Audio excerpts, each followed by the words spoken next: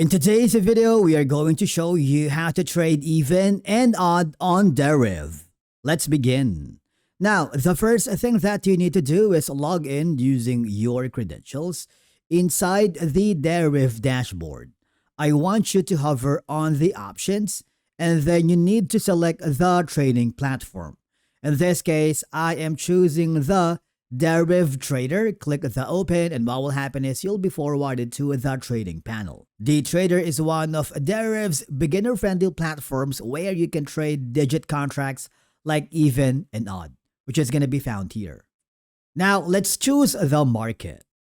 In this case, we are choosing the volatility indices since they are available 24/7 and they are commonly used for digit trading. So you can select from volatility 10 until volatility 100 because many beginners start with 10 or 25 because price movements are usually slower compared to higher volatility markets. But I am very used trading with a volatility 100, but you can choose your own digits. Now let's go to the right side section where we can see the contract type section. Now this contract predicts whether the last digit of the final price will be even or odd.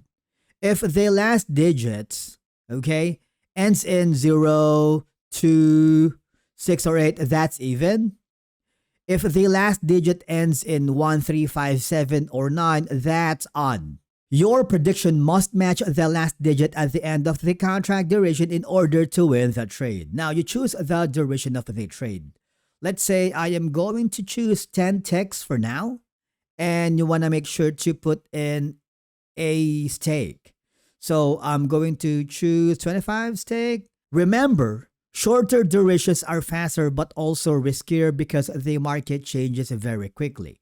Once you put the amount, all you have to do now is place your trade by clicking the buy option. But before you do that, you want to make sure to go to the demo account first so that you can try and practice trading using the even and odd without risking real money.